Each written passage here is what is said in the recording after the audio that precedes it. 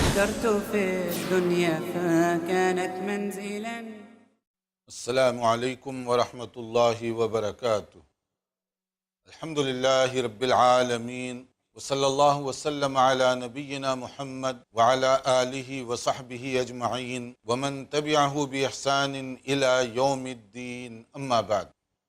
محترم بھائیوں اور بہنوں، حدیث کی مشہور کتاب مشکوٰۃ المصابیح لیے آپ کی خدمت میں حاضر ہیں۔ اس پروگرام کے ذریعے سے ہماری یہ کوشش ہے کہ حدیث کی یہ جو مشہور کتاب ہے، جس میں مختلف عنوانات کے تحت بہت ساری احادیث مختلف کتابوں سے جمع کر کے یہاں پر جمع کر دی گئی ہیں، ان کا خلاصہ اور ان کا نچوڑ آپ کے سامنے پیش کریں، تاکہ کم سے کم وقت میں آپ کو زیادہ سے زیادہ حدیث کی باتیں معلوم ہو سکیں۔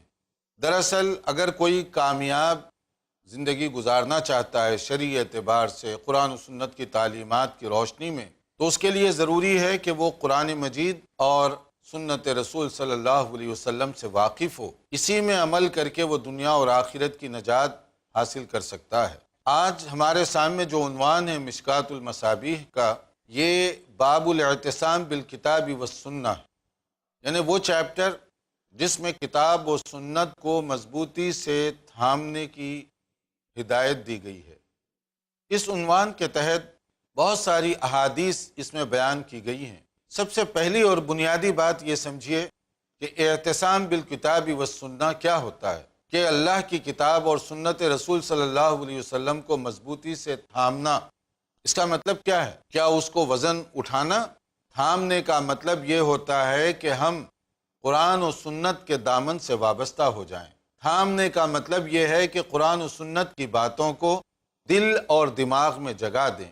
تھامنے کا مطلب یہ ہوتا ہے کہ ہم اپنی زندگی قرآن اور سنت کی روشنی میں گزاریں، ورنہ اگر کوئی آدمی جزدان میں لپیٹ کر قیمتی کپڑوں میں قرآن مجید کو محفوظ رکھے، بظاہر تو وہ احترام کر رہا ہے۔ کوئی حدیث کی کتاب وہ الماری میں سب سے اونچی جگہ رکھے، تو بظاہر تو وہ احترام کر رہا ہے، لیکن یہ کوئی مطلوبہ چیز نہیں ہے۔ یہ احترام کا ظاہری انداز ہے۔ احترام کا حقیقی مطلب یہ ہے کہ قرآن کریم کو کھولیے، پڑھیے، سمجھیے اور اس کے مطابق عمل کیجیے۔ اور یہی بات سنت رسول صلی اللہ علیہ وسلم جو احادیث کی شکل میں موجود ہے، جس کو جمع کرنے کے لیے صحابہ کرام نے اور پھر اس کے بعد تابعین نے، پھر محدثین فقہاء نے جو گراں قدر کوششیں کی ہیں، یہ ذخیرہ اس لیے ہے کہ یہ ہمارے دین کا سرمایہ ہے۔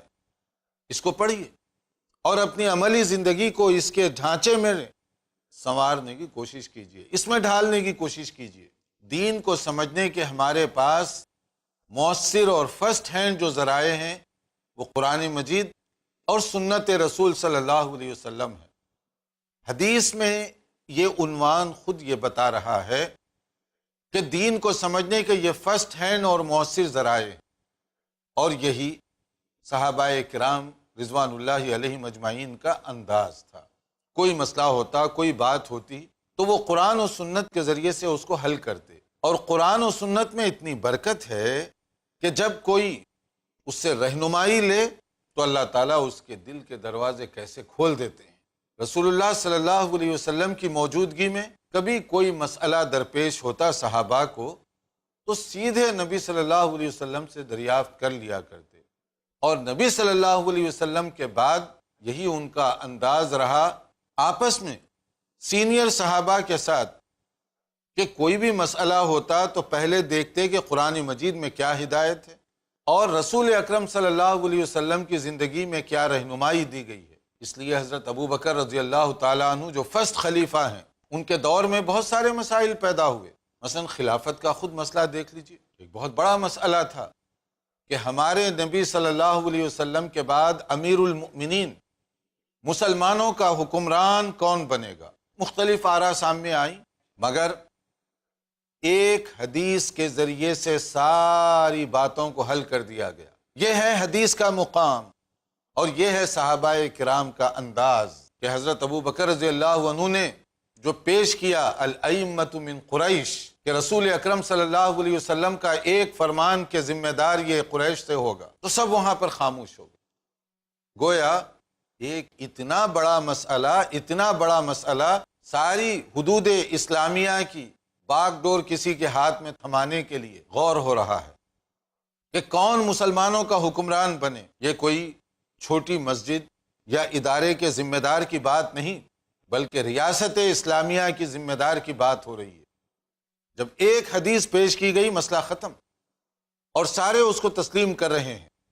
پھر حضرت ابو بکر رضی اللہ عنہ کے ہاتھ پر صحابہ کرام نے دھڑا دھڑ بیعت کی، اور اس بیعت کے بعد بھی آپ مسجد نبوی میں تشریف لائے، اور اس کے بعد جو کچھ آپ نے خطبہ دیا اور اپنے آپ کو پیش کیا، تو دیکھیے کہ اعتصام بالکتاب والسنہ کی برکت، کہ کس طریقے سے اتنا بڑا مسئلہ اور بہت آسانی کے ساتھ اس کو حل کر دیا گیا۔ یہی صحابہ کرام کا انداز ہوا کرتا تھا۔ ایک موقع پر قربانی کا مسئلہ تھا۔ حضرت عبداللہ ابن عمر رضی اللہ عنہما سے کسی نے پوچھا، کیا قربانی ہر سال واجب ہے؟ جیسے ہم لوگ آج کل بحث کرتے ہیں نا کہ یہ سنت مؤکدہ ہے، غیر مؤکدہ ہے، واجب ہے یا کیا ہے، اس کا حکم مستحب ہے، مندوب ہے، وغیرہ وغیرہ۔ صحابہ کرام کا انداز ایسے نہیں تھا، عمل کرنے کا شوق زیادہ تھا۔ کہ حضرت عبداللہ ابن عمر صحابی رسول صلی اللہ علیہ وسلم اور شہدائی سنت، ان سے جب پوچھا گیا، انہوں نے کہا کہ میں نے نبی صلی اللہ علیہ وسلم کو کرتے ہوئے دیکھا۔ اس نے پھر یہی سوال کیا، کیا ہر سال واجب ہے؟ تو انہوں نے پھر وہی جواب دیا کہ نبی کریم صلی اللہ علیہ وسلم نے مدینہ منورہ میں قربانی کی۔ پھر وہ یہی سوال کیا کہ یہ واجب ہے؟ تو حضرت عبداللہ ابن عمر صحابی رسول شہدائی سنت رضی اللہ عنہ، انہوں نے کیا کہا؟ اتعقل، کہ عقل نہیں ہے تمہیں؟ میں کہہ رہا ہوں کہ یہ رسول اللہ صلی اللہ علیہ وسلم کا طریقہ، اور تم بار بار مجھ سے پوچھے جا رہے ہو واجب ہے واجب ہے، کہ نبی کریم صلی اللہ علیہ وسلم نے کیا بس۔ یہ انداز تھا صحابہ کرام رضوان اللہ علیہ مجمعین کا۔ وہ معمولی سی چیز جو ادھر ادھر ہو جائے قبول نہیں کر سکتے تھے۔ ایک موقع پر عبداللہ ابن مسعود رضی اللہ عنہ، بہت بڑے صحابی، انہوں نے دیکھا کہ لوگ ایک جگہ مسجد میں بیٹھے ہوئے، مختلف کنکریاں ڈالے ہوئے، اور ایک خاص طریقے سے وہ ذکر کے نام پر مجلس سجائے ہوئے تھے۔ اتنے میں جب وہ آئے تو غضبناک ہو گئے اس پر کہ ابھی رسول اکرم صلی اللہ علیہ وسلم کو دنیا سے گئے زیادہ دیر نہیں گزری، یہ تم نے کیا شروع کیا ہے؟ اب وہ تو یہ کہہ رہے تھے کہ ہم تو ذکر کرنے کے لیے بیٹھے ہوئے ہیں، مگر صحابی رسول کے سوچنے کا انداز بہت مختلف تھا۔ کوئی کام کرنے سے پہلے یہ دیکھو کہ نبی نے کیا کیا، نبی کریم صلی اللہ علیہ وسلم کا اس میں نمونہ کیا ہے، نبی کریم صلی اللہ علیہ وسلم کا طریقہ کیا ہے۔ حضرت ابو بکر رضی اللہ عنہ کے زمانے میں جب قرآن کریم کو اس کی ایک ماسٹر کاپی بنانے کی تجویز دی گئی حضرت عمر بن خطاب رضی اللہ عنہ کی طرف سے، کہ صحابہ کرام میں جو قرآن کریم کے قراء اور حفاظ ہیں، دھیرے دھیرے وہ دنیا سے رخصت ہو رہے ہیں، اس طرح سے کہیں ایسا نہ ہو کہ قرآن کے ماہرین کے جانے سے قرآن کریم کے اندر کوئی ڈسٹرب، خلل، کوئی اس طرح کی بات ہو جائے جو سب کے لیے نقصان دہ ہو، تو اس کو ماسٹر کاپی میں محفوظ کر لیا جائے۔ حضرت ابو بکر رضی اللہ عنہ کے سامنے جب تجویز رکھی گئی تو ان کا پہلا سوال یہی تھا کہ جو کام نبی کریم صلی اللہ علیہ وسلم نے بذات خود نہ کیا ہو، میرے لیے کتنی گنجائش ہے اس میں۔ حضرت ابو بکر نے باقاعدہ انہیں دلیل دی، سمجھانے کی کوشش کی۔ کیسے؟ کاتبین وحی جو نبی صلی اللہ علیہ وسلم کے زمانے میں وحی نازل ہوتی، نبی کریم صلی اللہ علیہ وسلم کی ہدایت پر وہ لوگ لکھا کرتے تھے، تو لکھنا یہ نبی صلی اللہ علیہ وسلم کے حکم سے تو ثابت ہوا۔ اب اس کو ایک جگہ جمع کرنے کی اس وقت ضرورت پیش آ رہی ہے، تب حضرت ابو بکر رضی اللہ عنہ نے کہا کہ اللہ تعالیٰ نے میرا سینہ بھی کھول دیا اس کے لیے۔ مطلب دیکھنے میں بات چھوٹی سی، مگر کس طریقے سے وہ مسائل حل کیا کرتے تھے، اس کو آپ سمجھیے اس کے ذریعے سے۔ اور کوئی معمولی چیز ایسی ہوتی جو نئی دکھائی دیتی، نبی کریم صلی اللہ علیہ وسلم کے ذریعے سے اس کا کوئی حوالہ یا ثبوت نہ ہوتا، تو وہ اس کو قبول نہیں کرتے۔ یہی ائمہ مجتہدین کا انداز تھا، فقہائے کرام جنہوں نے دین اسلام کی تعلیمات کو بعد میں آنے والوں تک بہترین انداز سے منتقل کرنے میں بڑی جاں فشانی کی، بڑی محنت اور کوشش کی۔ اللہ تعالیٰ ان سب پر رحمت فرمائے۔ عجبا عجبت لغفلة الإنسان قطع الحياة پیغام سیرت النبی جانیے۔ شیخ شمیم فوزی سے سیرت النبی کی وہ تعلیمات جو ہر انسان کے لیے بے حد ضروری ہے، ہر پیر دوپہر 2:30 بجے اور رات 8 بجے صرف i+ ٹی وی پر، بہتر زندگی کے لیے۔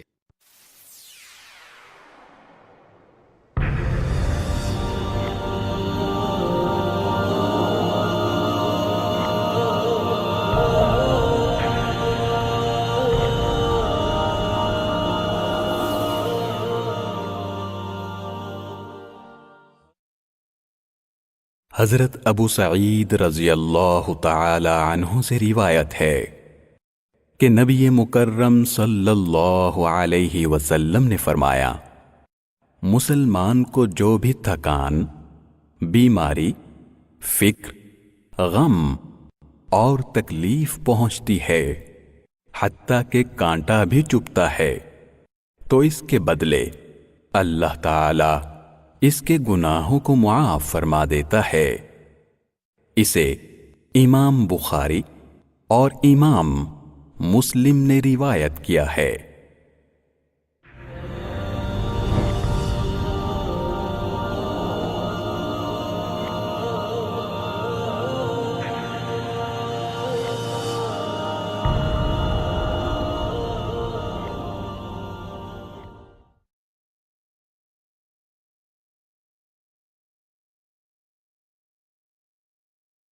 عجبا عجبت لغفلة الإنسان قطع الحياة فقہائے کرام جنہوں نے دین اسلام کی تعلیمات کو بعد میں آنے والوں تک بہترین انداز سے منتقل کرنے میں بڑی جاں فشانی کی، بڑی محنت اور کوشش کی، اللہ تعالیٰ ان سب پر رحمت فرمائے۔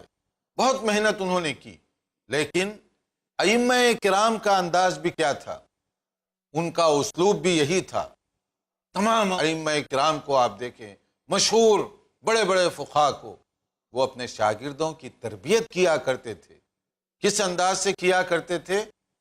اگر میں بھی کوئی فتویٰ دوں، کوئی جواب دوں اپنے علم اور سمجھ کے مطابق، اور وہ فتویٰ یا جواب اتفاق سے کسی صحیح حدیث سے ٹکرا جائے، تو کیا کرو تم؟ میری بات کو اسی وقت چھوڑ دو، کیونکہ ہم سب کا مقصد نبی صلی اللہ علیہ وسلم کی بات پر عمل کرنا ہے۔ امام شافعی رحمۃ اللہ علیہ، اتنے بڑے امام، اتنے بڑے فقیہ، اتنے بڑے محدث، وہ کہا کرتے تھے اپنے شاگردوں کو، اذا صح الحدیث فہو مذہبی، بنیاد یہ ہے قرآن و سنت کہ جب کوئی صحیح حدیث تمہیں مل جائے، سمجھو کہ یہی میری رائے ہے، یہی میرا فیصلہ ہے اور یہی میرا فتویٰ ہے۔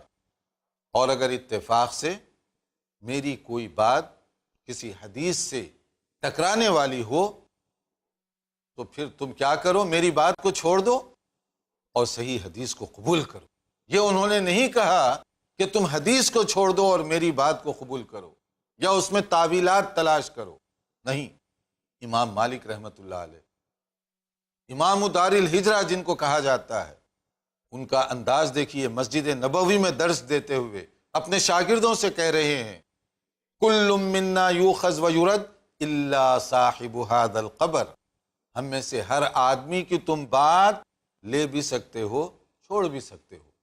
اگر کوئی ایسی ذات ہے انسانوں میں جن کی کوئی بات نہیں چھوڑی جا سکتی، تو وہ رسول اکرم صلی اللہ علیہ وسلم کی قبر کی طرف اشارہ کرتے ہوئے کہ صرف آپ کی ذات گرامی ہے، کہ آپ کی کوئی بات نہیں چھوڑی جا سکتی، اور آپ کے بعد کوئی ایسی شخصیت نہیں جس کی ہر بات لینے کی امت پابند ہو۔ یہ ان کا انداز تھا، یہ تربیت کا ان کا یہ طریقہ تھا، جو رسول اکرم صلی اللہ علیہ وسلم سے صحابہ اور صحابہ کے بعد ائمہ، مجتہدین، محدثین وغیرہ وغیرہ تک منتقل ہوتا رہا۔ کیونکہ دین مکمل ہو چکا۔ آپ غور فرمائیے مشکات میں یہ پورا چیپٹر اس عنوان کے تحت کہ تم کتاب و سنت کو مضبوطی سے تھام لو، مضبوطی سے پکڑو، کیونکہ دین مکمل ہو چکا ہے۔ الیوم اکملت لکم دینکم واتممت علیکم نعمتی ورضیت لکم الاسلام دینا، کہ تمہارے لیے اللہ تعالیٰ نے دین مکمل بنا دیا، اور اللہ تعالیٰ اسی دین سے راضی ہے۔ اور رسول اکرم صلی اللہ علیہ وسلم یہ واضح طور پر آپ نے اعلان فرمایا جو حدیث ہے، ترکتکم علی البیضاء لیلھا کنہارھا لا یزیغ عنہا الا ہالک، کہ میں تمہیں واضح اور روشن شاہراہ پر چھوڑے جا رہا ہوں، اس کے اندر کوئی اندھیرا اور کوئی ڈارکنیس نہیں ہے، اس کی راتیں بھی دن کی طرح روشن۔ اس راستے کو چھوڑے گا تو وہ تباہ اور برباد ہی ہوگا، وہی آدمی اس سے بھٹک سکتا ہے۔ یعنی رسول اکرم صلی اللہ علیہ وسلم دنیا سے اس حالت میں روانہ ہوئے کہ اپنی امت کے لیے آپ نے واضح دستور مقرر فرمایا، کامیابی اور نجات کے راستے بتا دیے کہ کیسے کامیابی پا سکتے ہو، کیسے تمہارے لیے نجات ہو سکتی ہے۔ رسول اکرم صلی اللہ علیہ وسلم نے حجۃ الوداع کے موقع پر اتنی بڑی تعداد میں جمع صحابہ کرام جو حج کے لیے جمع ہوئے تھے، آپ نے ان سے پوچھا کہ تم سے پوچھا جائے گا کیا میں نے جو امانت مجھے دی گئی اللہ رب العالمین کی طرف سے وہ پوری ادا کر دی کہ نہیں؟ کیا جواب دو گے؟ صحابہ کرام نے کیا کہا؟ آپ کو جو امانت دی گئی آپ نے بلا کم و کاست اسے امت تک پہنچا دیا۔ آپ نے پھر آسمان کی طرف دیکھتے ہوئے کہا اللہم اشہد قد بلغت و ادیت، کہ یا اللہ تو بھی گواہ بن جا، شاہد ہو کہ مجھے جو ذمہ داری دی گئی تھی وہ پوری کر دی۔ تو امت تک آپ نے وہ سارا سرمایہ، وہ سارا ذخیرہ جو ہم سب کی نجات کے لیے ضروری ہے، وہ سب منتقل فرمایا قرآن و سنت کی شکل میں۔ اور پھر نبی صلی اللہ علیہ وسلم نے ان ایڈوانس متنبہ کیا تھا، وارننگ دی تھی، ایک دور ایسے آئے گا کہ لوگ اپنے تکیے لگائے ہوئے چارپائی پر بیٹھے باتیں کر رہے ہوں گے اور کہیں گے کہ ہمیں قرآن مجید کے علاوہ کسی اور چیز کی ضرورت نہیں، یعنی نہ حدیث کی ضرورت ہے، نہ سنت کی ضرورت ہے، نہ نبی صلی اللہ علیہ وسلم کے فرامین کی ضرورت ہے، قرآن جو ہے ہمارے لیے، قرآن بس انف ہے ہمارے لیے، اور اسی کے ذریعے سے ہم نجات پا سکتے ہیں۔ جیسے آج کل بھی کچھ لوگ ہیں نا، باوجود اس کے کہ اپنے آپ کو وہ مسلمان کہتے ہیں، مگر مسلمان ہونے اور عمل کرنے کے لیے جن بنیادی باتوں کی ضرورت ہے وہ ان کو قبول کرنے کے لیے تیار نہیں، وہ ان کو پڑھنے کے لیے تیار نہیں۔ اور پھر کتنے ایسے لوگ ہیں حجیت حدیث وہ اسی میں تردد ہے انہیں کہ حدیث کی حیثیت کیا ہے، کیا ضرورت ہے ہمیں اس کی؟ اگر یہ ضرورت نہ ہوتی تو حدیث کے ذخیرے محدثین صحابہ کرام سے منتقل نہ کرتے، اور صحابہ کرام نبی صلی اللہ علیہ وسلم کے شب و روز کو محفوظ حالت میں بعد میں آنے والوں کے لیے جمع نہ کرتے۔ یہ سلسلہ نبی صلی اللہ علیہ وسلم کے زمانے سے چل رہا ہے۔ صحابہ میں کچھ آپ کے فرامین اور آپ کے ارشادات کو لکھ لیا کرتے تھے، اور اکثر و بیشتر اس پر عمل کر کے اس کو یاد رکھتے، کچھ زبانی یاد رکھے ہوئے ہیں، کچھ ان پر عمل کر کے، اور کچھ کتابت کے ذریعے سے۔ پھر صحابہ کرام نے یہ ذخیرہ منتقل کیا تابعین تک، اور تابعین کے ذریعے سے جو ذخیرہ ملا اس میں دیکھ لیجئے آپ کتنے بڑے بڑے تابعین ہیں، اور ان کے زمانے میں جو ذخیرہ محفوظ کیا گیا کس بہترین شکل میں وہ بعد میں آنے والوں کے لیے منتقل انہوں نے کیا۔ کیا ضرورت تھی اس کی؟ کیوں انہوں نے یہ کام کیا؟ اس کی ضرورت یہ ہے کہ اگر نبی صلی اللہ علیہ وسلم کی باتوں کو، آپ کی سنت کو، آپ کی تشریحات کو نکال دیا جائے تو کوئی شخص قرآن مجید پر بھی عمل نہیں کر سکتا۔ قرآنی احکام یہ دستور حیات ہے، اور اس طرح کی چیزیں قرآن کریم کے اندر جو دستور حیات ہے، ہر چیز کی جزئیات اور تفصیلات نہیں ہو سکتی۔ خود صلاۃ کا مسئلہ لے لیں، صوم کا لے لیں، حج کا لے لیں، جو اسلام کی بنیادی ارکان میں شامل ہے۔ کیا کوئی نبی صلی اللہ علیہ وسلم کے ارشادات کو چھوڑ کر آپ کی سنتوں کا انکار کر کے نماز کا اہتمام کر سکتا ہے؟ کہاں ڈھونڈیے گا قرآن مجید میں کہ نماز کیسے پڑھتے ہیں، کتنی رکعت ہے عشاء کی، کتنی رکعت ہے مغرب کی، رکوع کیسے کریں، سجدہ کیسے کریں، کہاں سے ملے گا آپ کو قرآن کریم میں؟ نماز کے لیے بھی دیکھنا پڑے گا نبی صلی اللہ علیہ وسلم کی طرف کہ آپ نے کس طریقے سے اس پر عمل کر کے بتایا۔ اسی طرح زندگی میں پیش آنے والے مختلف کام جو نبی صلی اللہ علیہ وسلم نے یہ وارننگ دی تھی، ابو داؤد اور ترمذی کی حدیث جو بیان کی گئی، اس کے اندر الا انی اوتیت القرآن ومثلہ معہ، کہ یاد رکھو مجھے قرآن کے ساتھ ایک اور چیز بھی دی گئی ہے۔ کوئی آرام پسند آدمی یہ نہ کہے قرآن کافی ہے، تو وہ چیز کیا ہے جو دی گئی؟ وہ چیز کیا ہے جس کی طرف آپ نے اشارہ فرمایا؟ اور وہ چیز کیا ہے جس کے بارے میں آپ نے کہا کہ لوگ کچھ ایسے ہوں گے جو پیٹ بھرے انداز سے اس کا انکار کریں گے؟ وہی سنت ہے، وہی حدیث ہے جس کا لوگ مختلف انداز سے انکار کرتے ہیں۔ دراصل جو ان چیزوں کا انکار کرتے ہیں بنیادی طور پر، وہ دراصل اسلام ہی کا انکار کر رہے ہیں، کیونکہ اس کے بغیر آپ اسلام کیسے سمجھیں گے؟ اس کے بغیر آپ دین کی اہم باتوں پر عمل کیسے کریں گے؟ اس لیے دین فہمی کے لیے قرآن مجید کے ساتھ ساتھ حدیث کو سمجھنا، اس کو قبول کرنا یہ ضروری ہے جو نبی صلی اللہ علیہ وسلم نے فرمایا۔ اور محدثین نے اپنی اپنی حدیث کی کتابوں میں یہ چیپٹر باندھا۔ پھر اس کے بعد ایک بات جو دین مکمل ہو چکا، اس میں کمی کرنے کی یا اضافہ کرنے کی کسی کو کوئی اختیار نہیں دیا گیا، کسی کے پاس یہ اختیار نہیں ہے۔ ہم سب پابند ہیں دین کو ایز اٹ از تسلیم کرنے کے، جیسے نازل کیا گیا، جیسے بتایا گیا، اسی طرح سے قبول کرنے کے سب پابند ہیں، کمی بیشی نہیں ہو سکتی۔ اس لیے اس میں ایک حدیث ذکر کی گئی، من احدث فی امرنا ھذا ما لیس منہ فہو رد، سن لو جو اس دین میں کوئی کام نیا اپنی طرف سے شروع کرے گا جس کا حکم نبی صلی اللہ علیہ وسلم نے نہ دیا ہو، تو وہ کیا سمجھا جائے گا؟ فہو رد، وہ ریجیکٹڈ ہے، وہ کام رد کر دیا جائے گا۔ ثواب تو دور کی بات ہے، قابل قبول نہیں ہے یہ حرکت۔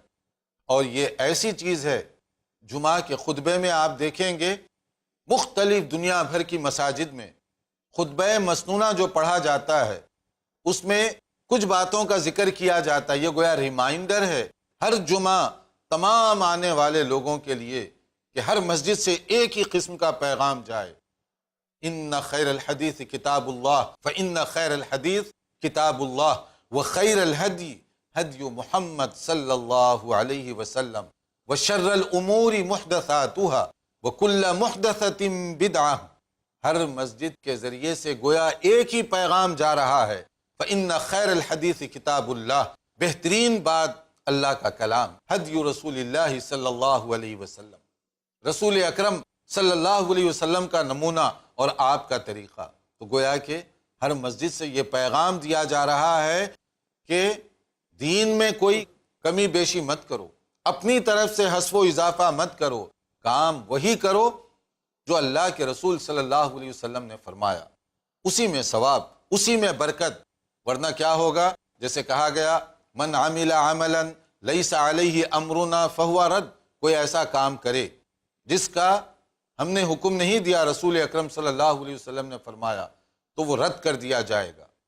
اور نبی صلی اللہ علیہ وسلم نے وارننگ دی کہ ایک دور ایسا آئے گا کہ لوگ یہ حرکت کریں گے، فَإِنَّهُ مَنْ يَعِشْ مِنْكُمْ بَعْدِي فَسَيَرَى اخْتِلَافًا كَثِيرًا، بعد میں آنے والے لوگوں میں ایسا فتنہ مچے گا کہ مختلف طریقے سے اختلافات اور مختلف طریقے سے جھگڑے ہونے لگ جائیں گے۔ تو ایسے موقع پر کیا کرنا چاہیے؟ آپ نے تاکید فرمائی، ترمذی اور ابو داؤد کی حدیث ہے، فَعَلَيْكُمْ بِسُنَّتِي وَسُنَّتِ الْخُلَفَاءِ الرَّاشِدِينَ الْمَهْدِيِّينَ وَعَضُّوا عَلَيْهَا بِالنَّوَاجِذِ، کہ خبردار ایسا اگر زمانہ آئے لوگوں میں تکرار ہو دین کے مسئلے میں، معلوم نہیں کیا کرنا ہے کیا نہیں کرنا، یہ صحیح یا وہ صحیح، تو کیا کرنا چاہیے؟ نبی صلی اللہ علیہ وسلم نے فرمایا تم میری سنت کی طرف دیکھو، خلفائے راشدین جو صحیح راستے پر چلیں گے ان کی سنت کو تم دیکھو، صحابہ کرام رضوان اللہ علیہ مجمعین، تو دیکھنا ہے نبی کا طریقہ، دیکھنا ہے صحابہ کرام کی طرز زندگی، اور اسی سے ہمیں وہ نمونہ لینا ہے۔ اور آپ نے فرمایا وَإِيَّاكُمْ وَمُحْدَثَاتِ الْأُمُورِ فَإِنَّ كُلَّ مُحْدَثَةٍ بِدْعَةٍ وَكُلَّ بِدْعَةٍ ضَلَالَةٍ۔ دین میں نیا کام شروع مت کرو، اس لیے کہ دین میں کوئی نیا کام کرو گے تو یہ بدعت سمجھا جائے گا، انوویشن، اور دین کے اندر کوئی بدعت قابل قبول نہیں، کیونکہ بدعت یہ گمراہی کا راستہ ہے، گمراہی یہ جہنم میں لے جانے والی ہے۔ تو بدعات سے سختی کے ساتھ منع کیا گیا۔ کام کرنے سے پہلے معلوم کیجئے کہ نبی صلی اللہ علیہ وسلم کی ہدایت اس مسئلے میں کیا ہے، معلوم کیجئے کہ صحابہ کرام کا طریقہ اس میں کیا تھا، کیونکہ وہ فیض یافتگان نبی ہیں، نبی صلی اللہ علیہ وسلم کے براہ راست شاگرد ہیں۔ انہوں نے دین کو کیسے سمجھا، کیسے اس کو قبول کیا اور کیسے اس پر عمل کیا۔ اس چیپٹر میں اور بھی بہت ساری باتیں ہیں، ہم انشاءاللہ تعالیٰ کوشش کریں گے کہ اپنے آئندہ لیکچر میں اور مزید جو باتیں اس عنوان کے تحت مشکات میں ذکر کی گئی ہیں ان کا خلاصہ آپ کے سامنے رکھیں۔ انتظار کیجئے ہمارے آئندہ درس کا۔ والسلام علیکم ورحمۃ اللہ وبرکاتہ۔ عجبا عجبت لغفلة الإنسان قطع الحياة بعزة وأمان فكرت في الدنيا فكانت منزلا عندك بعض منازل الركبان